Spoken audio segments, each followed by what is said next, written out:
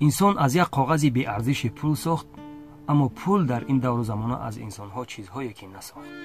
همین است که میگوید هم پدر هم مادری ما پول شد، هم برادر خواهری ما پول شد. مهر آدم ها زی آدم دور شد، آدمی بی پول به چشم بی نور شد. بسیار خوب گفته است. پول اگر داری تو را حرمت کنند، پول نداری گر تو را تهمت کنند.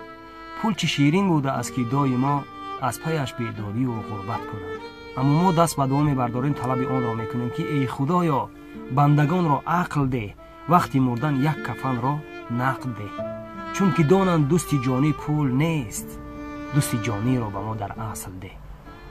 برای آن نفرانی که اینقدر به مال دنیا دل بسته‌اند، یاد دو مصرع شعر است که میگوید پول دنیا دستگیرت نیست روزی ماجرا، مال و ملکت از سرت ماند، دلی را پاس دار.